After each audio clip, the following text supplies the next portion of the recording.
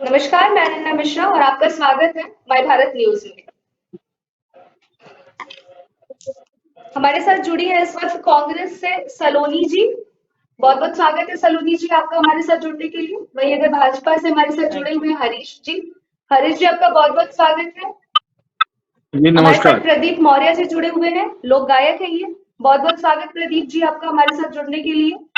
वही मैं स्वागत करना चाहूंगी मनन जी का, जो राष्ट्रीय अध्यक्ष है वैश्य समाज के। चर्चा करने से पहले हम एक झलक दिखाना चाहते हैं।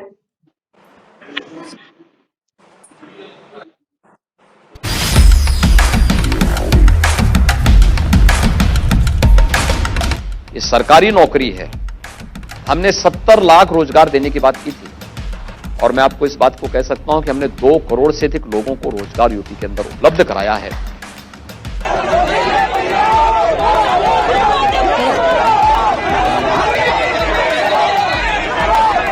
जो 6800 बच्चे 2018 या 2019 में जो ऊपर होने चाहिए थे वो 2023 में भी सड़कों पर भटक रहे हैं। धान कटा है किसान का, फेरो नजर दोबारा, फेरो नजर दोबारा। वैकेंसी को ओपन कर दो, आवेदन का है सहारा।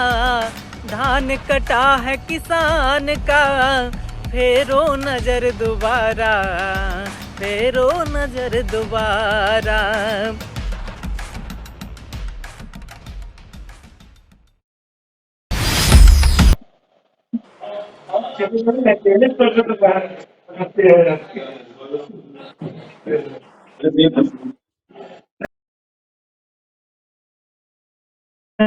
अब बिना कोई देरी किए हम शुरू करते हैं। जैसा कि योगी सरकार द्वारा ये आदेश आया है कि 5 लाख युवाओं को रोजगार दिया जाएगा और साथ ही इंटर्नशिप भी कराया जाएगा और इंटर्नशिप में उन लोगों को 2,500 रुपए भी दिए जाएंगे। क्या कहना चाहेंगे इसमें सलोनी जी? शुरुआत आपसे हम करते हैं। नमस्कार। मैं आज आपके चैनल के माध्यम से अपनी बात इस डिबेट में पहुंचाना चाहूंगी। माननीय योगी आदित्यनाथ जी का जो आज बयान आया है, ये अचानक से क्यों? 2024 आने में समय कितना रह गया है? गिनती के 20 दिन 25 दिन है, जिसके बाद हम लोकसभा चुनाव की तैयारी करने में लग जाएंगे। मुझे एक बात समझ में नहीं आती है कि जिन युवाओं को आप आकर्षित और प्रलोभित करने की कोशिश कर रहे हैं, वो डेफिनेटली इनके नए मतदाता हैं। तो नए मतदाताओं को जोड़ने के लिए और उनको मैं तो प्रलोभन शब्द ही इस्तेमाल करूंगी, देने के लिए ये एकदम सबसे प्रॉपर समय है। ये तभी वार करते हैं जब लोहा गर्म होता है। पूरा 5 साल गुजर गया। अगर आप पिछले साल का रिकॉर्ड, 5 साल का रिकॉर्ड देखिए, तो सिवाय आंदोलन के युवाओं ने कुछ नहीं किया। जेएनयू पे आंदोलन, किसान का आंदोलन, महिला पहलवानों का आंदोलन, एंडलेस आंदोलन है, किसानों का आंदोलन। क्या इसमें युवा वर्ग शामिल नहीं था? क्या इसमें वो लोग शामिल नहीं थे जो बेरोजगार है? आज बेरोजगारी की मात्रा इतनी ज्यादा बढ़ी हुई है कि अगर हम सरकार को अगर देना ही है, रोजगार देना ही है, स्वरोजगार प्राप्ति कराना, मुहैया ही कराना, तो पहले उन लोगों को कराए ना जिन्होंने प्रॉपर एजुकेशन लेकर के वो आज तक भटक रहे हैं सरकारी नौकरी के इंतजार में। भगवान भला करे ऐसे प्राइवेट संस्थान का, स्विगी जोमेटो और मॉल में काम करने वाले लोगों का, अगर ये प्राइवेट चीजें ना हो तो शायद इतना बड़ा वर्ग बेरोजगार रह जाएगा कि जिससे सिर्फ फ्रस्ट्रेशन और अंत में क्राइम और आत्महत्या जैसी ही वारदात जन्म लेते हैं। सलोनी जी, ग्लोबल इन्वेस्टर समिट को लेकर क्या कहना चाहेंगी आप? देखिए, ये जो समिट है, ऐसे ये लखनऊ में ही प्रॉपरली लखनऊ को चमका करके, लखनऊ ही नहीं है उत्तर प्रदेश में, उत्तर प्रदेश में लखनऊ ही नहीं है एक। अगर आप सिर्फ स्वच्छ भारत, 2-4 जो इनके जुमले हैं, ये चरितार्थ सिर्फ बड़े शहरों में होता है जहां पे इनके बाहर के इन्वेस्टर्स आते हैं। बनारस देख लीजिए तो बहुत चमक रहा है भाई, आसपास की जगहों पर देख लीजिए कुछ भी नहीं है। तो ये मैं कहूंगी कि ये सारा जो जागते हैं, ये इलेक्शन के बस कुछ दिन पहले ही इनका नींद टूटता है। चाहे पूछ ले, पिछले 5 सालों में इनका युवाओं ने तो उनको नकार दिया है। ठीक है।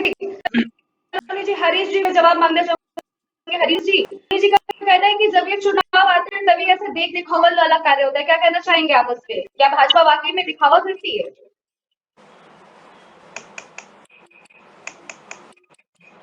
हरीश जी। उनका हाँ, मेरी आवाज आ रही है आपको? जी जी बिल्कुल आ रही है हरीश हेलो, जी, बताइए। मैंने कहा कि कांग्रेस की जो प्रवक्ता हैं उनका अध्ययन नहीं है बिल्कुल। उनको जानकारियां अपनी दुरुस्त करनी चाहिए। अब देश टेक्नोलॉजी का युग है और टेक्नोलॉजी के युग में अगर स्किल डेवलप नहीं बच्चों में नहीं होगी, युवाओं में, छात्रों में स्किल की ट्रेनिंग नहीं होगी तो रोजगार संभव नहीं है। आज स्किल का जमाना है और 2014 से आदरणीय मोदी जी की सरकार स्किल डेवलपमेंट को लेकर के अनेक योजनाओं पे काम कर रही है। माननीय मुख्यमंत्री जी ने जो 5 लाख युवाओं को उत्तर प्रदेश इंटर्नशिप योजना के तहत रोजगार देने की बात कही है, 5 लाख युवाओं को, वो sevayojan.nic.in पे जाकर के कोई भी इंटर पास लड़का, हाई स्कूल पास लड़का उस पे जाके आवेदन कर सकता है। उसको 6 महीने की, साल भर की ट्रेनिंग होगी स्किल की, जिसमें 2,500 रुपए का स्टाइपेंड भी उत्तर प्रदेश की आदरणीय योगी जी की सरकार उनको देने जा रही है। और जब वो स्किल्ड हो जाएंगे तो विभिन्न क्षेत्रों में उनको जो जहां उद्योगों का विकास हो रहा है, आप चाहे बुंदेलखंड ले लीजिए, आज उत्तर प्रदेश का कोई कोना नहीं, पूर्वांचल जहां कोई उद्योगपति जाना नहीं हरीश जी, चाहता मैं था। आपको रोकना चाहूंगी। मैं ये जानना चाहती हूँ 69,000 जो शिक्षक भर्ती को लेकर जो धरना प्रदर्शन लगातार कई दिनों से चलता आ रहा है, उस पर लेकर क्या कहना चाहिए? वो भी तो उत्तर प्रदेश के ही युवा है, तो क्या इस पे आपकी क्या प्रतिक्रिया है? देखिए, शिक्षक भर्ती को लेकर के जिस पे आप सवाल खड़ा कर रही हैं, वो शिक्षकों, ये जो एडहाक जो शिक्षक हैं, इन लोगों में से कोई कोर्ट गए थे, वो माननीय उच्चतम न्यायालय के जो निर्णय है, उस निर्णय के कारण, इसमें कानूनी जो न्यायालयीय प्रक्रिया के कारण वो मामला है। तो वो विषय सरकार ने, तो आप देखिए कि प्रायः हर 8 दिन पे, 10 दिन पे जो नियुक्तियां होती है सरकार की, उनका माननीय मुख्यमंत्री जी नियुक्ति पत्र बांटते हैं। और जिस तरह से, जिस पारदर्शिता के साथ सुयोग्य प्रतिभाशाली बच्चों को पिछले 6 साल से उत्तर प्रदेश में नौकरियां मिल रही हैं, आप उन बच्चों से पूछिए जिनको नौकरियां प्राप्त हुई हैं, वो बताएंगे कि कितना पारदर्शी आपसे इस सवाल का जवाब मांगना चाहूंगी कि उत्तर प्रदेश के युवा क्या कह रहे हैं कि क्या वाकई में योगी सरकार उनको रोजगार देती है? ये बताइए आप। हरीश जी का साफ साफ ये कहना है कि उन युवाओं से पूछा जाए, आप क्या कहना चाहेंगे इस पर? देखिए, ये जो योजना लागू की है सरकार ने, अगर ये धरातल पे तो ये बेशक युवाओं के लिए और समाज के लिए बहुत अच्छा उदाहरण है। युवाओं के लिए बहुत बड़ी अपॉर्चुनिटी है कि उनका भविष्य कहीं ना कहीं एक अच्छे हाथों में जा रहा है, अच्छी सरकार के हाथों में जा रहा है। लेकिन सर्वप्रथम धरातल पे आना जरूरी है। किसी भी योजना का कोई भी अंतर या मानना, मतलब कोई भी चीज तभी धरातल पे मानी जाएगी जब वो सामने देखी जाएगी, युवा के बीच देखी जाएगी। अगर वैसा हो रहा है तो बेशक बहुत बड़ी उपलब्धि है सरकार की, और बेशक लोकसभा चुनाव में इसकी बहुत मदद मिलेगी सरकार को, और कहीं ना कहीं एक मील के पत्थर के तौर पर निकलेगा, जो कि 10वीं 12वीं के युवा, आजकल रोजगारी काफी ज्यादा है, बेरोजगारी, तो 10वीं 12वीं के युवा अगर इस प्रकार से रोजगार अपना सिक्योर कर पा रहे हैं तो ये बड़ी उपलब्धि है, और इसके लिए सरकार सम्मान के पास है, लेकिन धरातल पर लाना जरूरी है। अब मैं इसके बाद सीधे मैं चाहती हूँ हमारे साथ लोक गायक जी भी जुड़े हुए हैं। प्रदीप जी आप क्या कहना चाहेंगे इस पर? आप तो लोक गायक भी हैं, मैं आपसे एक गाना सुनना चाहूंगी सरकार को लेकर, जो ये युवाओं को रोजगार दे रहे हैं, उस पर आप क्या कहना चाहेंगे? आप अपने गीत के माध्यम से हमारे दर्शकों तक पहुंचाइए। बहुत बहुत धन्यवाद। सबसे पहले मैं आपको धन्यवाद देना चाहूंगा। और देखिए, जिस प्रकार से ये बात की जा रही है कि चुनाव से पहले ट्रेनिंग की बात कही जा रही है, इंटर्नशिप की बात कही जा रही है, तो मैं सवाल करना चाहूंगा कि जो बीएड और बीटीसी वाले छात्र हैं, वो ग्रेजुएशन करने के बाद ऑलरेडी इंटर्नशिप ले चुके हैं, ट्रेनिंग ले चुके हैं, तो उन्हें आप कैसी ट्रेनिंग देंगे? और अभी बात की जा रही थी 69,000 शिक्षक भर्ती, तो उसमें जिस प्रकार से विवाद हो रहा है, फाइनल नहीं हो पा रहा है, तो बीएड बीटीसी वालों को आप कैसे इंटर्नशिप देंगे? या आईटीआई वालों को आप कैसे इंटर्नशिप देंगे जो 10th पास करने के बाद आईटीआई करते हैं, वो खुद ही इंटर्नशिप कर रहे हैं, तो उनको कैसे इंटर्नशिप देंगे? इन लोगों को तो आपको सीधे नौकरी देना चाहिए, लेकिन समस्याएं आ रही हैं, नौकरी नहीं दे पा रहे। पिछले 5 साल की बात करें, 2018 में आई थी 69,000 शिक्षक भर्ती, 18 के बाद 23 चल रहा है, पूरे 5 साल बीत गए, कोई भर्ती नहीं आई शिक्षकों की। और अगर मैं रेलवे की बात करूं तो चुनाव से पहले ही, लोकसभा चुनाव से पहले ही ये घोषणा की गई थी कि रेलवे ग्रुप डी में 1 लाख से ज्यादा पदों को ओपन किया गया था। और उसी समय शिक्षा मित्रों को बाहर जब किया गया था तो दो बार में एक 68,500 और एक 69,000 भर्ती करवाई गई थी। उसके बाद से कोई अता पता नहीं है। तो जब ऐसे में ओपन रोजगार नहीं दिया जा रहा है तो घुमा करके कैसे रोजगार देंगे? इसके लिए क्या व्यवस्था है सरकार से, सवाल है। और मैं यदि व्यंग के रूप में यदि बात करता हूँ तो मैंने लोकगीत लिखा है, सुनाता हूँ आप सभी के बीच में। कहना है, झरत जाते यहाँ खोपड़ी के बार धीरे धीरे, झरत जाते यहाँ खोपड़ी के बार धीरे धीरे, खत्म होती है नौकरी के आस धीरे धीरे, झरत जाती यहाँ खोपड़ी के बार धीरे धीरे। आगे कहना है, नेवी के उम्र बीती आर्मी के बीती, नेवी के उम्र बीती आर्मी के बीती, दरोगा के टूटा विश्वास धीरे धीरे, झरत जाती यहाँ खोपड़ी के बार धीरे धीरे। इस तरीके की समस्याएं हैं। जब फॉर्म तो खूब भरवाए जाते हैं लेकिन भर्तियां फाइनल नहीं हो पाती हैं। और अगर मैं पेपर लीक की बात करूं तो पेपर लीक लगातार हो जाते हैं। मैंने भी कई पेपर ऐसे दिए हैं। मैं भी एक युवा प्रदीप जी, मैं आपको रोकना चाहूंगी। भाजपा से हमारे साथ हरीश जी हैं। हरीश जी, क्या जवाब देना चाहेंगे इनके लोग आएगा? ये कह रहे हैं कि सिर का बाल झड़ता जा रहा है और उसके बाद नौकरी भी नहीं मिलती है, तो क्या कहना चाहिए? युवाओं का बाल झड़ जा रहा है, उन लोग की अगर युवा अवस्था की बात कही जो युवा का जो एज होता है वो भी खत्म हो जा रहा है सिर्फ और सिर्फ सरकारी नौकरी पाने के लिए। इस पर क्या जवाब देना चाहेंगे हरीश जी? क्योंकि सीधा इनका बाल भाजपा पे है।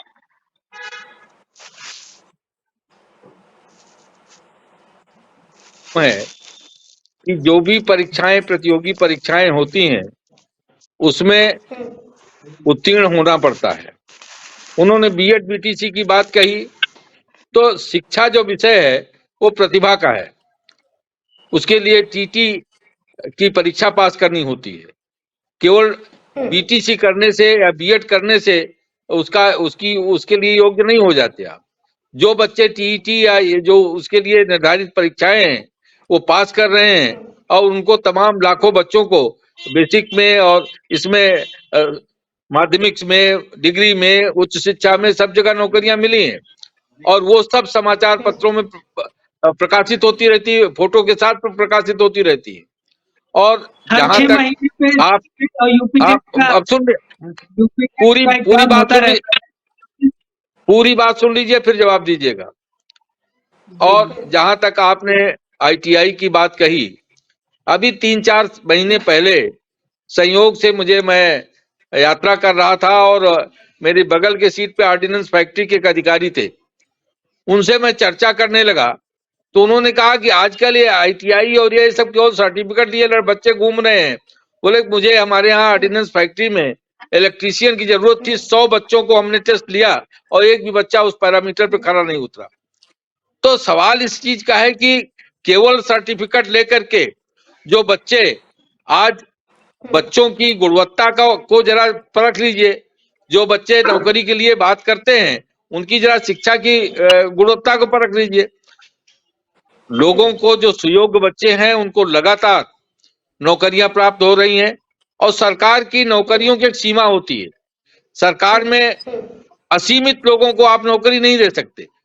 प्राइवेट सेक्टर है, पब्लिक सेक्टर है, जो जॉब सबसे ज्यादा क्रिएट हो रहे हैं वो पब्लिक सेक्टर में, प्राइवेट सेक्टर में हो रहे हैं। और उसमें भी जो बच्चे उसके अर्हता रखते हैं, जो योग्यता रखते हैं, उनको वो जॉब प्राप्त हो रही है। तो इसी दृष्टि से आदरणीय मुख्यमंत्री जी ने ये जो इंटर्नशिप योजना लागू की है, वो इसीलिए लागू की है कि आज बीए कर लेने से नौकरी नहीं मिलने वाली है, आपको टेक्नोलॉजी में प्रवीण होना पड़ेगा।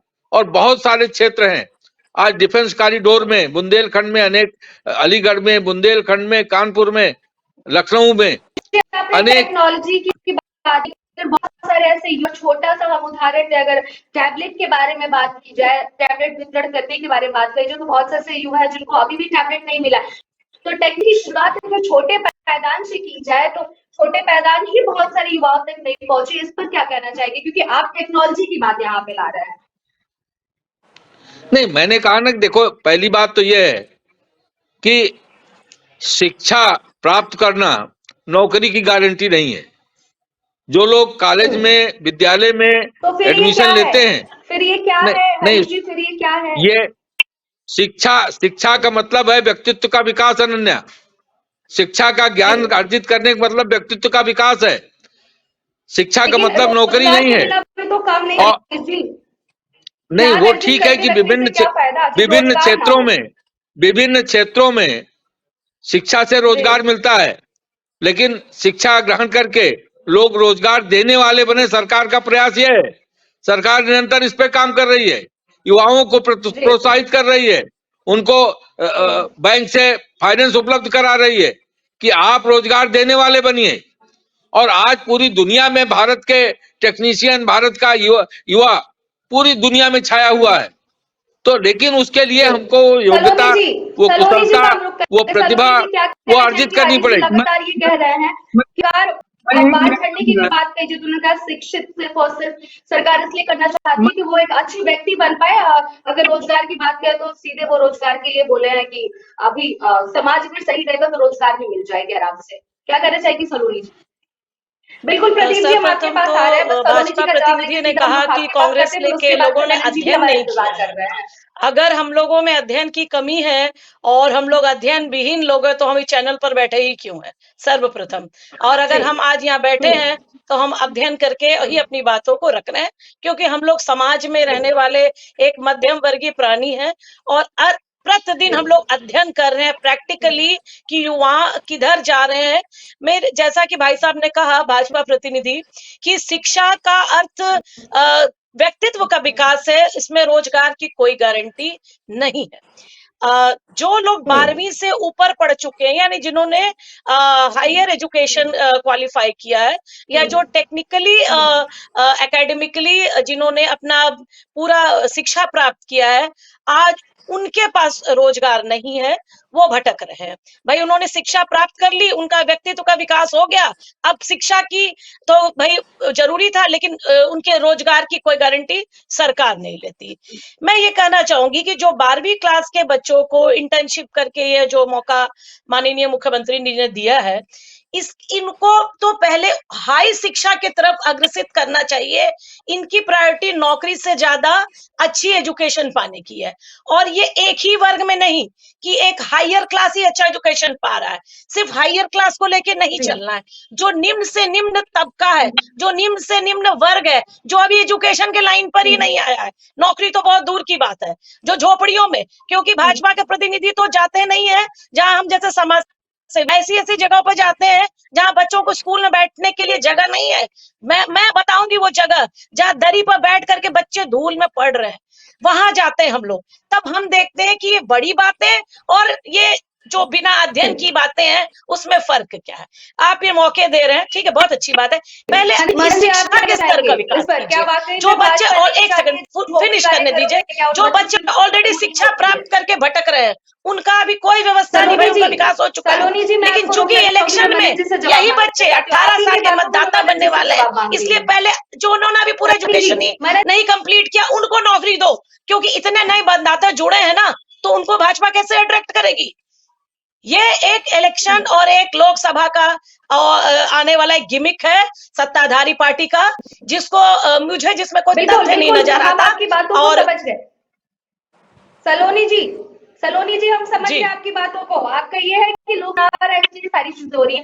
मनन जी को भी मौका दीजिए, मनन जी भी अपनी बात रखना चाहेंगे। मनन जी क्या कहना चाहेंगे आप? सलोनी जी ने कहा कि झोपड़ियों में भाजपा की प्रतिनिधित्व नहीं चाहती, क्या इसमें क्या ये वाकई में सच है? देखिए अनन्या जी, कहीं ना कहीं जो वर्तमान क्या कहना स्थिति है आज के समय, जैसा कि भाजपा प्रवक्ता जी ने कहा कि शिक्षा केवल प्राप्त की जाती है ज्ञान अर्जित के लिए। आंशिक ये बात सत्य है, लेकिन जो बच्चा शिक्षा दीक्षा कर रहा है, जिसके पिताजी, हम लोग मध्यम वर्ग से आते हैं, हमें लगता है बहुतायत मध्यम वर्ग से ही आते हैं। देश की जनता, हाई क्लास सोसाइटी आज भी देश में बहुत कम लोग हैं, तो जिनके पिताजी मेहनत करके अपने बच्चों को आगे पढ़ा रहे हैं, ला रहे हैं, वो शिक्षा इसलिए प्राप्त करी जाती है कि कहीं ना कहीं वो अपने परिवार को संभाल सकते हैं। परिवार को संभालने का अर्थ केवल ज्ञान अर्जित करना नहीं होता है, उसका अर्थ होता है कि वो नौकरी करें, परिवार की आर्थिक स्थिति भी संभालें और पारिवारिक स्थिति भी संभालें। ये भाजपा प्रवक्ता से मैं आग्रह भी और एक सवाल भी पूछना चाहता हूँ कि अगर केवल ज्ञान ही अर्जित करना है तो क्या बिना नौकरी के कैसे सब युवा देश को, अपने परिवार को आगे बढ़ाएंगे? भाई, अमेरिका को एक डेवलप नेशन माना जाता है, कहीं ना कहीं यूएस मॉडल को बड़ा मॉडल माना जाता है, और जहां तक मैं समझता हूं वहां के बहुतायत युवा नौकरी पेशे में ही हैं। वो नौकरी बांट नहीं रहे, नौकरी कर रहे हैं। तो अगर हमको एक डेवलप नेशन की ओर जाना है, यूएस मॉडल को देखते हुए चलना है, तो हमको ये सोच ही अपने मन से हटानी होगी कि युवा केवल नौकरी करे नहीं, नौकरी बांटे भी। बांटे अच्छी बात है, हमारे लिए सौभाग्य की बात है, लेकिन जो नौकरी बांटने में सक्षम नहीं है वो क्या घर पे बैठे कुछ भी ना करें? वो तो नौकरी करेंगे तो कहाँ करेंगे? जैसा कि मैं देख रहा था, लोक गायक जी ने कहा कि कई फॉर्म आए लेकिन बाद में निरस्त हो गए, कुछ उस पर हुआ ही नहीं। ये बात सत्य है, ये बात जमीनी देखी भी गई है कि कई बार फॉर्म आए हैं लेकिन कुछ हुआ नहीं है। युवा अपनी जो सोच लेके उन फॉर्म को उन्होंने बढ़ा, अपनी परिवार से कहा, आग्रह किया, उसके बाद उनकी उम्मीदों पे वो खरा नहीं उतर पाई सरकार, सब गायब हो गया, पता नहीं कहाँ चला गया। इतने फॉर्म आए, इतने सब आए। तो अगर ये चीज धरातल पे हो रही है, ये योजना धरातल पे है, तब तो देश हित में है, अन्यथा इस प्रकार के मजाक युवाओं साथ नहीं किए जाने चाहिए। बुरी। और भाजपा प्रवक्ता से मेरा ये आग्रह भी है कि वो इस बात को बताएं जनता को कि किस प्रकार अगर युवा नौकरी नहीं करेगा तो अपने घर परिवार को चलाएगा, खाली ज्ञान से घर परिवार कैसे चल सकता है? ठीक, प्रदीप जी आप क्या कहना चाहेंगे? कुछ देर पहले आप कुछ कहना चाहते थे, बिल्कुल बताइए। जी बिल्कुल, अभी अधीर जी ने कहा था कि डिग्री प्राप्त कर लेने से ही सब कुछ नहीं हो जाएगा। शिक्षा प्राप्त करने से रोजगार की कोई गारंटी नहीं है। मैं अगर बात करूं तो अभी आपने स्वयं एक्सेप्ट किया इस बात को कि हमारी जो शिक्षा है वो गुणवत्तापूर्ण नहीं है, क्वालिटी नहीं है शिक्षा में। तो इसका जिम्मेदार कौन है? आप अपनी बातों से ही खुद ही उत्तर दे रहे हैं, खुद ही प्रश्न जनरेट कर रहे हैं। रोजगार की बात अगर हम किनारे कर दें तो आपने शिक्षा की भी बात कर दी, इसका मतलब आपकी शिक्षा भी गुणवत्तापूर्ण नहीं है। ये भी सरकार के लिए एक बहुत बड़ा मुद्दा है। अगर मैं प्राइमरी स्कूल की बात करूं, आपने खुद ही बताया कि आईटीआई लेवल की शिक्षा में वो गुणवत्ता नहीं है। आईटीआई छोड़िए, मैं प्राइमरी में अगर आता हूं तो अभी 6 महीने पहले आपने देखा होगा, पिछले सत्र में प्राइमरी स्कूल में 6-6 महीने पढ़ाई हो गई थी। हमारी सरकार ने हाथ खड़े कर दिया था कि हमारे पास बजट नहीं है, इस वजह से हम सरकारी विद्यालय में, प्राइमरी स्कूलों में पुस्तक नहीं भेज पा रहे हैं। उस पर भी मैंने 4 लाइन लिखा था, देखिए मैं बताता हूँ। इस गीत में कई सारे सवाल जनरेट हो जाएंगे, देखिएगा। सुनो देश के प्यारे वासी, हमारी बात का ध्यान लगाए, आकर देखो हमारी यूपी, बाबा रहे सरकार चलाए। हिया बने सरकारी स्कूल, बिल्डिंग देखा खूब लहराए। 200 लड़का पर 2 मास्टर, अंदर गई है तुम्हें दिखाए। 200 लड़का पर 2 मास्टर, कक्षा माँ बढ़ के जो देखियो लड़का रहे हैं खूब चिल्लाए। बिना किताब के लड़का बिना किताब के पढ़ रहे, बाबा के हैं यह बिसराए। यहाँ पढ़े मजदूर के लड़का, यहाँ से नजर ना ही जाए। जो तनिक आवाज उठावे, उनका दिन ही जाए दबाए।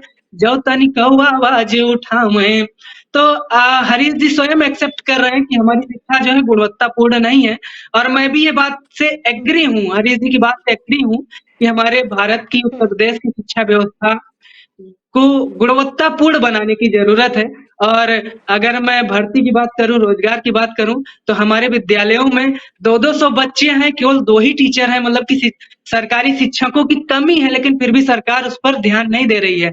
और मानक होता है कि प्राइमरी स्कूलों में 30 से 35 बच्चों पर 1 शिक्षक होना चाहिए, लेकिन हमारे यहाँ 100-100 बच्चों पर 1-1 शिक्षक भी नहीं है। जी, धन्यवाद। क्या कहना चाहेंगे प्रदीप जी? कह रहे कि वहाँ स्कूल में शिक्षा भी है, जबकि स्कूलों पे ध्यान देना चाहिए। इस पर क्या कहना चाहेंगे आप? देखिए, मैं एक एक करके सबकी बात का, मन्नन जी का भी, सलोनी जी का भी, प्रदीप जी की बात का जवाब देता हूँ। सलोनी जी को इसलिए मैंने कहा कि जरा अध्ययन करके आना चाहिए, क्योंकि वो कह रही थी कि और लखनऊ के विकास से नहीं होता। आज औद्योगिक विकास बुंदेलखंड में भी हो रहा, झांसी में भी हो रहा, अलीगढ़ में भी हो रहा, विभिन्न। अब वो कोई नोएडा तक और लखनऊ और कानपुर तक सीमित नहीं है। पहली बात तो ये आप समझ लीजिए। और सब तरफ जो स्किल के बच्चे हैं उनको रोजगार मिल रहा है, पब्लिक सेक्टर में भी और प्राइवेट सेक्टर में। दूसरी बात, आपकी जितनी रूल्ड स्टेटें हैं, क्या आपने सबको रोजगार की गारंटी दे रखी है? आप अपनी सरकारें, जिस स्टेट में आपकी सरकारें हैं, आपने क्या सबको, जितने बच्चे स्कूल और यूनिवर्सिटी से निकल रहे हैं, सबको आपने रोजगार की गारंटी दे रखी है? और मन्नन जी, कोई भी बच्चा जो स्कूल, कॉलेज, यूनिवर्सिटी जो जा रहा है, आखिर क्या कारण है कि उसी में से कई तमाम प्रतिभाशाली निकल जा रहे हैं, बाकी नहीं कर पा रहे हैं? उनकी अपनी भी कमी है। ये गुणवत्ता, शिक्षा की गुणवत्ता का जो विषय है, ये छात्र और उसके गार्जियन इसमें सम्यक रूप से सब जिम्मेदार हैं, और सबको इस जिम्मेदारी को करना पड़ेगा। केवल स्टेट पे ये जिम्मेदारी डाल दिए साहब, स्टेट की कमी है, राज्य सरकार की कमी, इससे काम चलने वाला नहीं है। अगर हमारा बच्चा पढ़ रहा है किसी विद्यालय में, किसी कॉलेज में, तो हमको उसको खुद भी देखना पड़ेगा कि उस बच्चे का जो स्तर है शिक्षा का, गुणवत्ता का, वो अच्छा हो। इसके लिए हमको प्रयास करना पड़ेगा। ITI की बात मैं इसलिए कह रहा था, आज तमाम कॉलेज खुले, कल लड़के जाते नहीं, लैब अटेंड नहीं करते, फीस जमा कर दिए, सर्टिफिकेट चाहिए। अगर अध्यापक ने डांट दिया तो उसके लड़ने के लिए गार्जियन तक चले जाते हैं। कई बातें हैं, और ये समाज के सम्यक विचार का विषय है। और जो लोग, कहीं भी आप देख लीजिए, जो सुयोग्य बच्चे हैं, कोई गांव का हो, देहात का हो, कस्बे का हो, वो घर नहीं बैठा है, वो बेरोजगार नहीं बैठा है, उसको कहीं न कहीं उसको जॉब और कहीं न कहीं उपार्जन वो कर रहा है। तो ये केवल स्टेट की जिम्मेदारी डाल देना कि साहब स्टेट की ये जिम्मेदारी है और स्टेट नहीं कर रही है, ये बात मैं पूरी तरह से खारिज करता हूँ। स्टेट की जिम्मेदारी, फैमिली की भी जिम्मेदारी है, और बात कीजिए बच्चों की भी जिम्मेदारी है कि वो मन से, तो भी ये कहना है फैमिली भी इन्वॉल्व हो, बच्चा कॉलेज में पहुंच जाते हैं, तो यानी कि बच्चा सही से शिक्षा नहीं ग्रहण कर पाता है, यही रीजन है। हरीश जी ने जैसा कहा, इस पर आप क्या कहना चाहेंगे? देखिए, बच्चों, अब हम किस लेवल के बच्चों को और किस उम्र के बच्चों की बात कर रहे हैं, ये पहले इस पे स्पेसिफाई कर जाए। वो माध्यमिक बच्चे हैं, या वो जस्ट बिगिनर्स हैं, या वो हाई एकेडमिक बच्चे हैं। तो बच्चों की पहले श्रेणियों पर हम चले जाएं, ठीक है। अगर हम आज देखते हैं कि एक प्राइवेट कोई भी अच्छे स्कूल में बच्चा पढ़ता है, ज्यादातर लोग प्रेफर करते हैं कि हम पढ़ाई करवाएं सरकारी स्कूल में ना भेज करके हम कॉन्वेंट स्कूल या कोई पब्लिक स्कूल में अपने बच्चों का नाम लिखाएं। तो क्या शिक्षा का स्तर सरकारी कॉलेज स्कूल में इतना गिरता चला जा रहा है कि आदमी कोशिश करता है कि हम भाई सरकारी स्कूल में नहीं पढ़ाएंगे, हम कॉन्वेंट स्कूल में पढ़ाएंगे। तो सरकार पहले तो सर्वप्रथम ये क्यों कहती है कि भाई बच्चे अपना, मैं मानती हूँ बच्चों को इनपुट देना ही चाहिए, लेकिन स्कूलों के स्तर, स्कूल कॉलेजों की व्यवस्था, जैसे बच्चों तो कॉलेज नहीं गए, लेकिन देखना है कि वहां का लेक्चरर जो है कॉलेज का, वो लेक्चर ले भी रहा है कि नहीं। स्कूल में जो सरकारी शिक्षिकाएं हैं वो कितना ध्यान दे रही हैं अपने जॉब पर। तो सर्वप्रथम तो जो एजुकेशन दिए जा रहे हैं, जो एम्प्लॉय दिए जा रहे हैं, वो कितने योग्य है और किस तरह के क्वालिटी एजुकेशन स्कूल और कॉलेजेस में या इंस्टीट्यूशन में दिए जा रहे हैं, ये मैटर करता है। इतने अच्छे स्कूल में पढ़ाते, सरकारी में पढ़ाने वाले जिन बच्चों का एडमिशन होता है, इसके बावजूद घर में प्राइवेट ट्यूशन में माँ बाप पैसे लगाते हैं। तो ये नहीं है कि माँ बाप एफर्ट्स नहीं दे रहा है या घर वाले एफर्ट्स नहीं देते अपने बच्चों को शैक्षणिक तौर पे योग्य बनाने के लिए। दोनों तरफ से पैसे खर्चे किए जाते हैं, जहां फीस दिया जाता है वहां प्राइवेट एजुकेशन और प्राइवेट अनदर कंप्यूटर बेस्ड जैसे बायजूस जैसे चीजों को हायर की जाती है ताकि मेरे बच्चे योग्य बने, जिनको नौकरी मिल सके। सर्वप्रथम तो शिक्षा का स्तर जो गिरता जा रहा है सरकारी स्कूलों में, उनको ठीक कराया जाए। अब जैसे भाई साहब ने कहा मौर्य जी ने कि 30 या 40 बच्चों पर एक टीचर होते हैं। मैं प्राइवेट स्कूल में भी कई जगह पढ़ा कर आई हूँ, स्थिति इतनी दयनीय है कि 60 बच्चे 65 बच्चे और क्लास टीचर एक। तो ये जब सरकार को क्यों नहीं भाई दो एक ज्यादा से ज्यादा शिक्षक मुहैया कराइए ना, तब जॉब की अपॉर्चुनिटी भी बढ़ेगी। जब जॉब अपॉर्चुनिटी है लेकिन अगर दिया नहीं जा रहा है तो ये सब बात कहना कि आप अपने बच्चों में स्किल डेवलप करिए, उनमें टेक्नोलॉजी में हाई कीजिए, गुणवत्ता बढ़ाइए। सलोनी जी जी जॉब की तो अपॉर्चुनिटी दी जा रही है ना, ये जो जिस मुद्दे पे आज हमारे जॉब अपॉर्चुनिटी फॉर हुम, बात हो रही है फॉर हुम। की तो अभी आप देखिए जॉब अपॉर्चुनिटी जिसको जैसे जिसकी शादी की उम्र है उसकी शादी ना करके आप बाल विवाह पर ध्यान दे रहे हैं, वो तो बात वही है ना। तो जो बच्चे अभी जस्ट 12th ही किए हैं, उनसे ज्यादा जिनको जॉब अपॉर्चुनिटी की जरूरत है वो यूं ही बेरोजगार घूम रहे हैं। और जो अभी जस्ट बिगिनर है, जिन्होंने प्रॉपर काम भी नहीं किया, क्योंकि वो 18 साल के मतदाता है। मान के रखिए मेरी बात, मैं पिछले डिबेट में भी जो बोल के गई थी, दूसरे दिन वही चीज छपी थी न्यूज़पेपर में। और आज भी ये एक इलेक्शन गिमिक है कि पहले हम 18 साल के इतने मतदाताओं को अपने बस में कर ले भाई। भाजपा सरकार ने हमको 12वीं पास करते ही जॉब मुहैया करा दिया, और वो बेचारों को क्या जो दर नौकरी के लिए भटक रहे हैं, जो 30-35 साल के हो रहे हैं, धीरे धीरे करके उनकी सरकारी नौकरी पाने की आयु सीमा भी खत्म होती जा रही है। मतदान पाने के लिए ये लुभाने का तरीका है, यानी कि 18 साल की युवा जो वोट डालते हैं। सलोनी जी का सीधा कहना ये, क्या कहना चाहेंगे आप, ये बताइए। अनन्या जी, मैं पूरी बात आपकी सुन नहीं पाया, शायद सलोनी जी बीच में कुछ कह रही थी, थोड़ा सा आप रिपीट कर देती। जी मैं आपको बता रही हूँ, सलोनी जी ने साफ तौर पे ये कहा है कि 18 साल के युवाओं को ये लुभाने की साजिश है। लोकसभा चुनाव आ रहा है इसलिए, क्योंकि 12th पास वाले बच्चे क्या कर सकते हैं, जिनको जरूरत है पूरी तरह मैं खारिज करता हूँ इसको। ये बात पूरी तरह असत्य है, तथ्यहीन है। मैंने सलोनी जी से पूछा कि उन्होंने राजस्थान और छत्तीसगढ़ में अनेक लोक लुभावन घोषणाएं की थी, क्या चुनाव जीत गई? सरकार कांग्रेस की क्या वहां बन गई? देखिए तो आज का मुद्दा चुनाव के लिहाज से देखना, इस पर हम पिछले डिबेट में ऑलरेडी उतर चुके हैं। हर सरकार के काम को आप इलेक्शन की दृष्टि से देखेंगे तो आप बताइए ना, जवाब दीजिए, राजस्थान का विश्लेषण जवाब दीजिए ना। हरीश आप जिन स्टेटों में आपकी सरकार है, आपने रोजगार गारंटी लागू कर दी, अभी इलेक्शन का रोजगार गारंटी आपने लागू कर दी। रोजगार पे बात होती है। जिस दिन आप गैस सिलेंडर 500 रुपया में ला देंगे तो हमारी भी रोजगार मुहैया लागू हो जाएगी। नहीं, मैंने पहले अपने किए वादों पर आए। 500 करके आप सरकार बना ली क्या राजस्थान में, छत्तीसगढ़ में?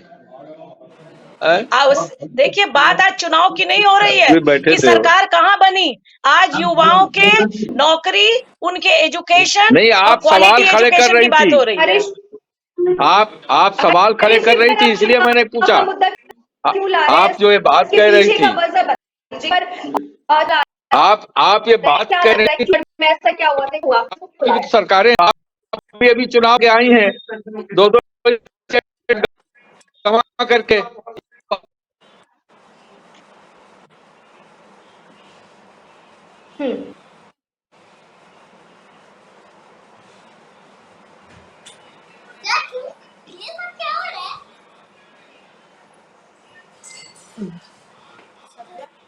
ठीक है, हरीश जी की आवाज हमारे तक नहीं पहुंच पा रही है। मनन जी, आपसे जानना चाहेंगे, ये जो बात सलोनी जी और हरीश जी कहा जाए तो इस पर आपकी क्या प्रतिक्रिया होगी? क्यों सरकार क्या वाकई में लुभाना चाह रही है युवाओं को? भाई देखिए, चुनाव का समय है, सभी सरकारें लुभाने की बातें करती हैं, लेकिन अगर उसी लुभाने में किसी युवा का कुछ लाभ हो रहा है तो उसमें मैं समझता हूँ सलोनी जी या किसी को भी कोई भी परहेज नहीं होना चाहिए, बशर्ते वो चीज़ धरातल पे आनी चाहिए। मैं सलोनी जी की बात से पूर्णतः सहमत हूँ कि विद्यालयों में आज के समय स्थिति ये है कि एक कक्षा में 60-60 बच्चे पढ़ाए जा रहे हैं, और ये भी बात कहीं ना कहीं सही है कि कोई भी सरकार हो, सरकारी योजनाएं आती हैं और चली जाती हैं, उसका लाभ कई बार धरातल पर नहीं पहुंच पाता है। लेकिन इस बीच एक बीच का रास्ता निकाला जाना चाहिए, जो सत्ताधारी सरकार द्वारा ही निकाला जाना चाहिए, कि जिसमें धरातल पर योजनाओं को पहुंचाया जाए। जो बेरोजगार युवा हमारे घूम रहे हैं उनको नौकरी दी जाए, उनके परिवार को पालन पोषण की जगह दी जाए। कुछ परिवार के बच्चे इसी प्रकार के होते हैं कि वो 12वीं ही पढ़े होते हैं, तो वो 12वीं तक अगर पढ़े हैं तो क्या वो नौकरी के हकदार नहीं है? ऐसा नहीं है, वो नौकरी पूर्ता हकदार हैं। कई लोग होते हैं जो ग्रेजुएशन नहीं किए होते हैं या नौकरी के साथ साथ ग्रेजुएशन करते हैं, क्योंकि उनके परिवार फीस देने में पूर्ता सक्षम नहीं होते हैं। तो ऐसे लोग नौकरी साथ में करते हुए अपना ग्रेजुएशन या पोस्ट ग्रेजुएशन करना चाहते हैं। तो सलोनी जी ने जो बात ये कही थी कि युवाओं को 18 साल के युवाओं को ही क्यों नौकरी दी जा रही है, ग्रेजुएशन के बाद के युवाओं को नौकरी क्यों नहीं दी जा रही है, तो ये तो कहीं ना कहीं गलत है। भाई नौकरी अगर 18 साल के युवाओं को दी जा रही है और वो जरूरतमंद है, उनका अधिकार है, वो भी तो इसी प्रदेश के वासी हैं। वो पढ़ के उसी नौकरी को करके भी तो पढ़ाई कर सकते हैं। अगर सक्षम होते तो वो नौकरी की तरफ क्यों जाते? वो सक्षम कहीं ना कहीं नहीं है, कहीं ना कहीं आर्थिक स्थिति से कुछ कमजोर रहे होंगे, तो वो अपनी पढ़ाई करते हुए, नौकरी करते हुए आगे पढ़ाई करना चाहते हैं। और ऐसे ही युवा आगे चल के यूपीएससी जैसे एग्जामों को क्लियर करते हैं और देश के लिए प्रेरणा स्रोत बनते हैं। तो हमको उन्हें प्रेरित करना चाहिए आगे, ना कि ये कहना चाहिए कि 18 साल के युवाओं को ही नौकरी क्यों दी जा रही है, बड़ों को क्यों नहीं दी जा रही। दोनों को मिलनी चाहिए। एक को मिली, एक को ना मिले तो ऐसा प्रश्न चिन्ह नहीं होना चाहिए। उनको प्रमोट किया जाना चाहिए, उनको आगे बढ़ाना चाहिए। देश का भविष्य है हमारे युवा। ठीक है। हम जाना चाहेंगे अपने लोक गायक के पास, यानी कि बात करें इनकी प्रदीप जी की। प्रदीप जी क्या कहना चाहेंगे? लगातार कहा जा रहा है कि आप सहमत है इस बारे में कि वाकई में युवाओं को नौकरी, क्योंकि आप तो जो अगर गाना गा रहे हैं जी, इस पे क्या कोई आपने गीत बनाया? क्योंकि आप जो लगातार जो लोग गायक भी हैं और जो लोग गीत गा रहे हैं, सीधे सीधे यही है कि युवाओं के पक्ष में सरकार नहीं है, सिर्फ और सिर्फ बेरोजगारी ही छाई हुई है उत्तर प्रदेश में। तो इस पर क्या फिर से कोई गाना बनाए या फिर कोई गाना तो सुनाइए हमें। जी बिल्कुल, मैं बताता हूँ। उससे पहले भी 2 करोड़ नौकरी देने का वादा किया गया था, लेकिन क्या स्थितियां हैं, क्या धरातल पर काम हुआ है, आप सभी जानते हैं। और सिलेंडर की बात की गई अभी चर्चा में ही, वो 400 से जब उज्ज्वला योजना के तहत जब सिलेंडर बांटा गया था तब 450 500 का था, आज 1200 का हुआ, फिर 1000 रुपए का हुआ। चुनाव से पहले ही ये सिलेंडर के दाम घटाए गए। तो इसका क्या मतलब है, हम सभी जानते हैं कि चुनाव आते ही महंगाई थोड़ा सा कम हो जाती है। पेट्रोल की बात करूं तो 97 रुपए में है, और मैं दावा कर सकता हूं कि चुनाव से पहले वो सेंचुरी नहीं मार सकता है। देखिए मैं गीत के माध्यम से बताता हूँ। हाल क्या है दिलों का ना पूछो चाचा, हाल क्या है दिलों का ना पूछो चाचा, आपका जुमला लाना गजब छा गया। हाल क्या है दिलों का ना पूछो चाचा, आपका जुमला लाना गजब छा गया। हाँ सिलेंडर का मिलना तो फिर ठीक था, हाँ सिलेंडर का मिलना तो फिर ठीक था, गैस महंगी कराना गजब छा गया। हर नजर उठ रही है तुम्हारी तरफ, और तुम्हारी नजर है अडानी तरफ। प्लेटफॉर्म का बिकना तो फिर ठीक था, रेलवे बिक जाना गजब छा गया। हाल क्या है दिलों का ना पूछो चाचा, रिश्ते नाते में जब हम जाते कहीं, सब पूछे नौकरी मिली कि नहीं, लेकिन 2 करोड़ नौकरी तो हमें ना मिली, 2 करोड़ नौकरी तो हमें ना मिली। 15 लाख का आना गजब छा गया। हाल क्या है दिलों का ना पूछो चाचा, आपका जुमला लाना गजब छा गया। तो जिस तरीके से 2 करोड़ नौकरी 15 लाख वाला जुमला था, कहीं ये भी वही जुमला न साबित हो जाए। धन्यवाद। हरीश जी, गाने के माध्यम से इन्होंने साफ साफ कहा कि दिल ना पूछो हाल का, चचा, क्या कहना चाहेंगे? सच में क्या युवाओं का दिल जो है बहुत ही ज्यादा टूट गया है, जिस तरह से ये गाने के माध्यम से बार बार आपकी सरकार पे सवाल खड़ा कर रहे हैं?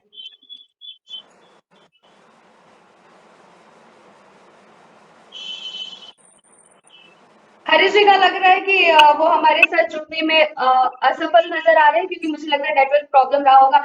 हम जाना चाहेंगे सलोनी जी के पास। सलोनी जी, आप बताइए, जिस तरह से अगर हरीश जी के सवाल को उठाया जाए तो हरीश जी साहब कह रहे हैं कि आपकी सरकार क्यों नहीं उन राज्यों में जीती। खैर, ये मुद्दे से अलग की बात होगी, लेकिन क्या अगर वाकई में आपकी सरकार रहती या फिर यूपी में आपकी सरकार रहती तो क्या बेरोजगार नहीं घूमते? ये सवाल है हमारा आपसे, बताइए। 70 साल से हमारी सरकार थी और इतनी कामयाबी, इतनी सफलता, इतना रोजगार, इतनी स्वाभिमानिता, इतना आर्थिक विकास 70 साल में ही हमारी पार्टी ने किया। देखिए, आज ये दंभ में है, इन्होंने दो एक अपने जो तौर तरीके से चुनाव जीते हैं, मैं तो स्पेसिफाई कर दूंगी तौर तरीके, क्योंकि यहाँ पर चाहे प्रदीप जी हैं, नमन जी हैं, राष्ट्रीय अध्यक्ष है वैश्य समाज से, और लोकगीत गायक हैं प्रदीप मौर्य जी, तो डायरेक्ट ये तो कांग्रेस पर ही अटैक कर रहे हैं और वो मैं रिप्रेजेंट कर रही हूँ। तो ये जो विकास की बातें करते हैं, जो इनका धरातल पर जब कोई भी बात आती है तो वहां पर ये फेलियर ही साबित होते हैं। एक तरफ उज्ज्वला गैस योजना, दूसरे तरफ इतना चौगुना रेट, एक तरफ आप स्वच्छ भारत अभियान, एक तरफ लड़की बचाओ अभियान, उतनी ही ज्यादा दुर्गति यूपी में महिलाओं की। बात राजस्थान, छत्तीसगढ़, तेलंगाना, बिहार, उत्तर प्रदेश की आज हो ही नहीं रही है। ये तो वो हुआ कि हम आपको चिढ़ा रहे, भाई क्या हुआ। बात आज हो रही है युवाओं, उनकी रोजगार, उनकी उच्च शिक्षा की। तो भाजपा के तो जब भी रिप्रेजेंटेटिव आते हैं वो टिकते ही नहीं पाते चैनल पर ही। पिछले बार भी वो हिलडुल ही रहते, इस बार भी उनका वही हाल है। सवाल ये है कि ये जब धरातल पर आते ही नहीं है, ना इनका कोई इम्प्लीमेंट होता नजर आता है। मैंने पहले भी कहा, ये धरातल पे नहीं रहते हैं, ये सरकारी जगह नहीं जाते हैं, ये स्लम एरिया नहीं जाते हैं, ये जानते ही नहीं कि अभी एजुकेशन ही नहीं कंप्लीट हुई है। उनको 12वीं की टैग मिल गया, उनका कोई गुणवत्ता उनमें टेक्निकली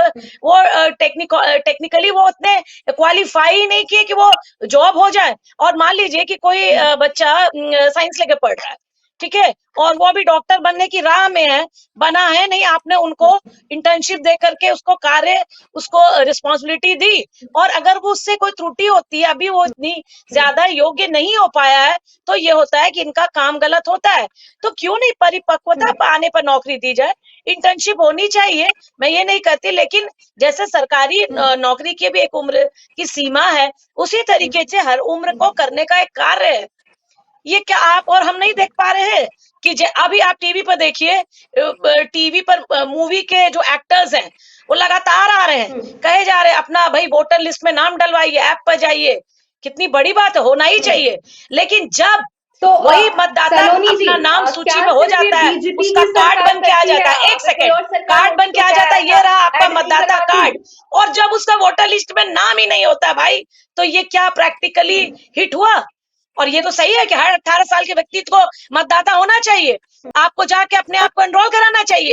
ऐसे बहुत सारे फ्रस्ट्रेटेड लोगों को बूथ पर से लौटते देखा, ये भी उदाहरण उसी का है। सलोनी जी, बातों को सुनिए, बातों को सुनिए। मैं ये सुनना चाहती हूँ आपसे कि जिस तरह से आपने अभी एडवर्टाइजमेंट की बात की कि बड़े एक्टर हैं बीजेपी के साइड कर रहे हैं कि आप वोट डालिए, तो क्या और सरकार होती तो ये एडवर्टाइजमेंट करवाती या आपकी?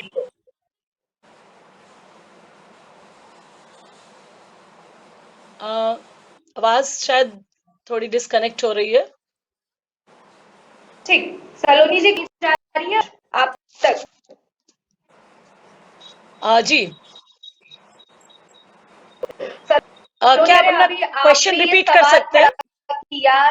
आगे टीवी कर रहे हैं, ऐड कर रहे हैं कि बीजेपी को वोट डाले, तो क्या कोई और सरकार होती, आपकी ही सरकार होती, तो क्या ये कार्य नहीं कर? नहीं, एक सेकेंड, मैंने ये नहीं कहा कि बीजेपी को वोट डाले, मेरी बात सुनिए। सारे लोग एफएम पर बड़े बड़े अभिनेता ही कह रहे हैं कि अपने को वोटर लिस्ट में एनरोल कीजिए ऑनलाइन ऐप जाकर के।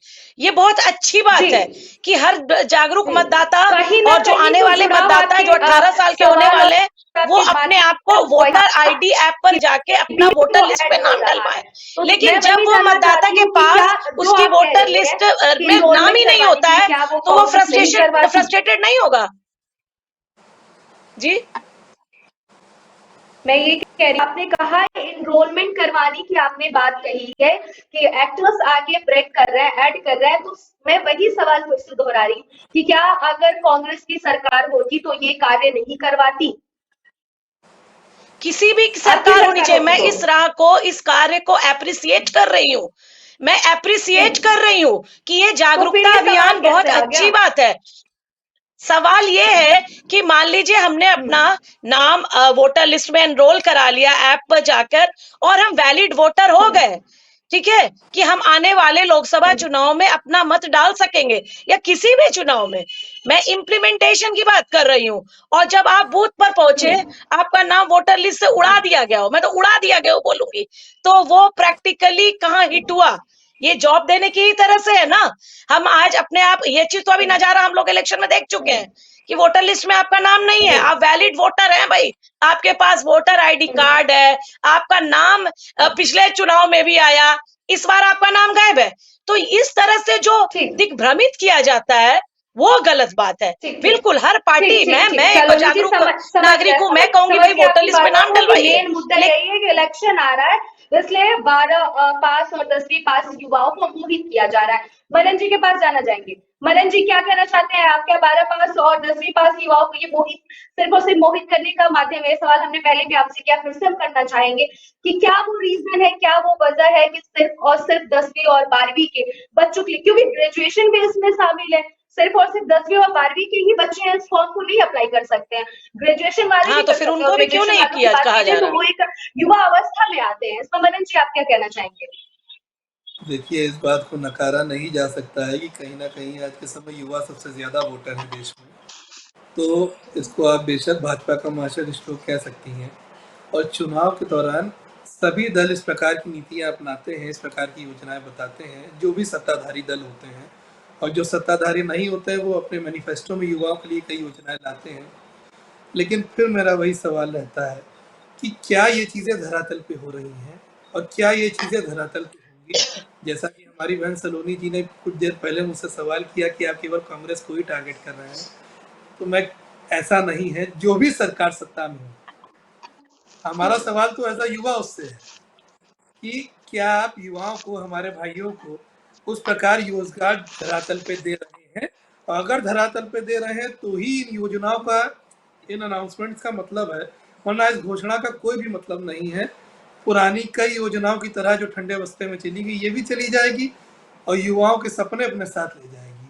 चुनाव का समय है, ऐसी योजनाएं सरकार ला रही है, सरकार का बहुत बड़ा मास्टर स्ट्रोक है। सरकार यदि इसको धरातल पे करके ले जाती है तो सरकार बहुत बड़ा उदाहरण पेश करती है। 70 सालों, जैसे कि सलोनी जी ने कहा, कांग्रेस सरकार रही है, तो ये भी कहना पूर्णतः गलत होगा कि कांग्रेस ने कभी कुछ किया ही नहीं है। अगर कभी कुछ नहीं किया है तो फिर देश यहाँ पे कैसे खड़ा है? जो खड़ा है उसमें कांग्रेस का भी योगदान है।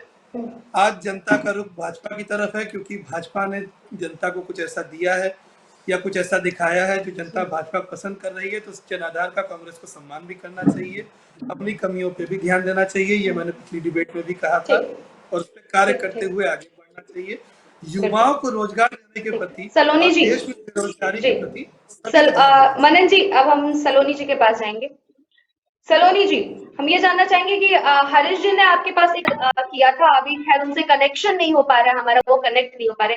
वही मुद्दा सरकार वाला, जिस तरह से आपकी सरकार को हार मिला है छत्तीसगढ़, मध्य प्रदेश और राजस्थान में, क्या वहां के अगर युवाओं की बात करें, रोजगार के बारे में बात करें, रोजगार के मुद्दे पे आलोचित हो रहा है, तो क्या लगा MP छत्तीसगढ़ की बात करें, राजस्थान, तो वहां के युवाओं को ऐसा लगा था क्या कि यूपी की जो सरकार है, जो बहुत अच्छा कार्य करती है, भाजपा की सरकार उन राज्यों में आनी चाहिए जहां पे आपकी सरकार को हार का सामना करना पड़ा है? इस पर क्या कहना चाहेंगे? क्योंकि युवा भी देश के भविष्य होते हैं और यहाँ पे युवाओं का ही चर्चा हो रहा है, तो हम ये मान के चले कि छत्तीसगढ़, राजस्थान और MP के युवाओं को ये लगा कि कांग्रेस की सरकार उन्हें रोजगार देने में सफल नहीं होगी, क्योंकि यूपी की सरकार को उन्हें लग रहा है कि वो सफल होगी।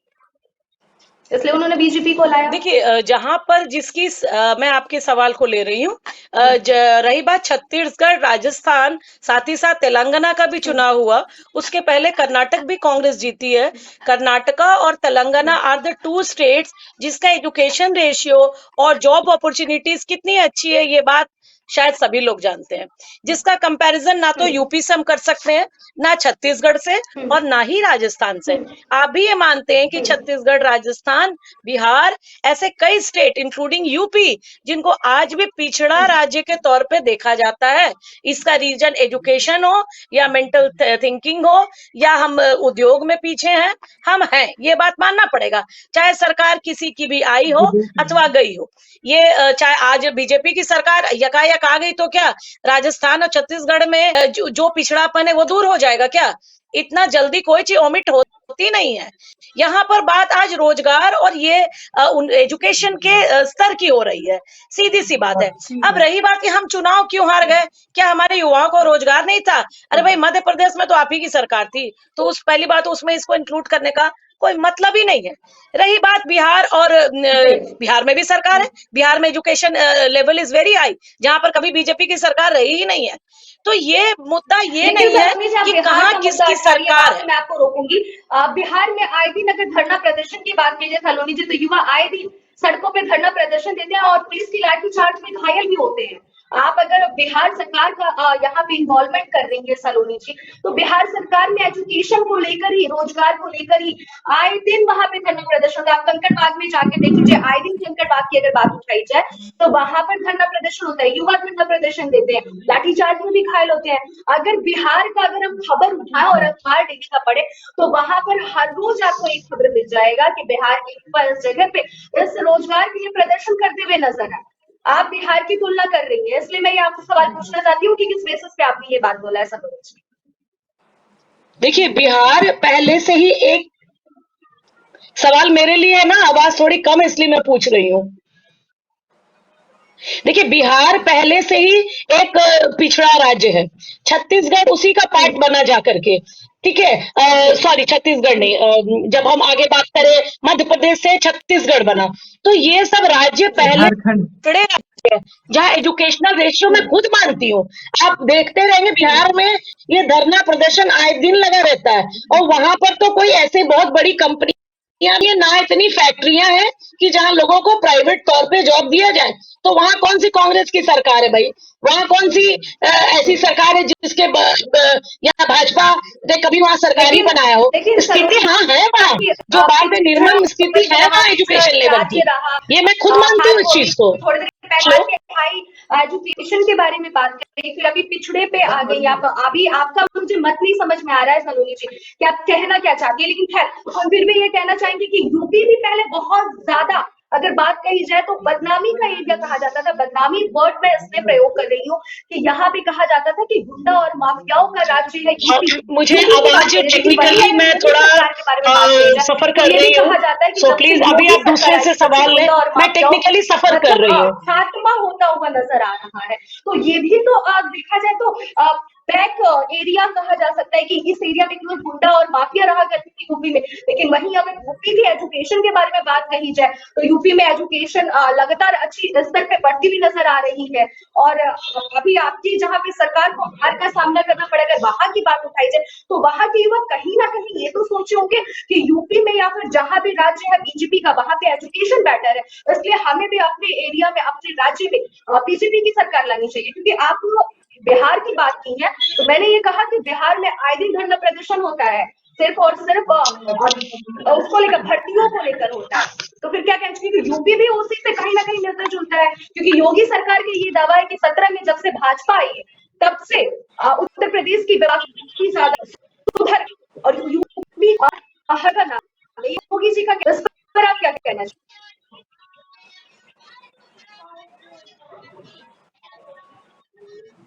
सलोनी जी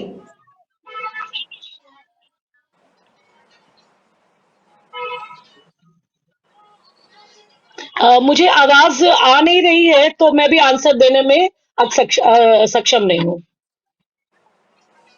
जी। ठीक ठीक सर, अभी आवाज आ रही है?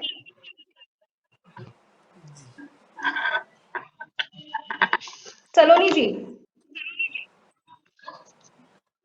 अनन्या जी, मुझे हमारी आवाज आवाज की नहीं पहुंच प्रॉब्लम रही है। है, आई खैर एम मैं नॉट प्रदीप जी के ऑडिबल, पास जाना तो चाहूंगी। मैं प्रदीप भी जी, आप अपने एक सवाल लोक का जवाब गायक देने में हैं सक्षम और नहीं अपने हूँ। गीत से एक बार हमारे दर्शकों को अपने गीत के माध्यम से संदेश क्या देना चाहेंगे? आखिरी बार मैं आपसे ये गाना सुनना चाहती हूँ और अपने दर्शकों तक पहुंचाना चाहती हूँ। देखिए, बार-बार रोज़गार की बात की जा रही है और धरातल पर मनन जी बार-बार ये भी कह रहे हैं कि धरातल पर काम होना चाहिए और कांग्रेस सवाल खड़ा कर रही है, भाजपा रोज़गार दे रही है, ज़मीन पर पहुँच नहीं पा रहा है। लेकिन हम लोगों को इससे कोई फ़ायदा नहीं होने वाला है जब तक ज़मीनी स्तर पर काम नहीं होता है और हम लोगों को तो फिर यही होता है कि बार-बार फॉर्म भरे जा रहे हैं, फॉर्म भरे जा रहे हैं। हम किसान परिवार से हैं, मज़दूर वर्ग से हैं और इतना पैसा नहीं होता है कि हम बार-बार फॉर्म भरें और पेपर लीक हो जाए। इतना ट्रैवल करके जाते हैं, कन्वेंस चार्ज लगता है। एक फॉर्म भरने में 5 से 5,000 रुपए लग ही जाता है। तो बार-बार वैकेंसी ओपन करना और इस तरीके से इंटर्नशिप की बात करना उचित नहीं है। हमारे लिए तो वही है, आप जितना लुभाएँगे हमारे पास तो मजबूरी सब कुछ जानते हुए भी बेवकूफ़ बनना पड़ता है। तो इस पर भी मैंने 2 लाइन लिखा है, देखिए सुनाता हूँ उसके बाद मैं इस डिबेट को लीव करूँगा। कहना है, बिल्कुल। फिर से धान बेच के फार्म भरब दोबारा हो, नौकरी ली अब करारा होना। उम्मीद है हम लोगों की और कहना है, कैसे नौकरी हमसे भागी, दिन रात पढ़ब हम जागी, कैसे नौकरी हमसे भागी, दिन रात पढ़ब हम जागी, दिमकवा चौचक राखब, दिमकवा चौचक राखब, खाए के पिस्ता छोहारा हो, नौकरी लियब करारा होना, और फिर से धान बेच के फार्म भरब दोबारा हो, नौकरी लियब करारा होना। अब की पास करब हम टीटी, मास्टरी न हमसे छूटी, अब की पास करब हम टीटी, मास्टरी न हमसे छूटी, सुधार दियब हम अपने, सुधार दियब हम अपने गांव के सारा गाँव, नौकरी लियब करारा, फिर से धारम भरब, नौकरी लियब करारा होना। हम लोगों को जानबूझ करके मूर्ख बनाया जाता है और हम लोग उम्मीद में मूर्ख बनते भी जाते हैं। Thank you, Pradeep thank you. जी, मैं इसी के साथ अभी शुक्रिया मनन जी हमारे साथ जुड़ने के लिए। सलोनी जी आपने मतलब हो सकता है लेकिन उनका भी हम शुक्रिया अदा करना चाहेंगे और प्रदीप जी आपका भी बहुत बहुत शुक्रिया। आप सभी मेहमानों को हमारे साथ जुड़ने के लिए thank you ma'am, thank you.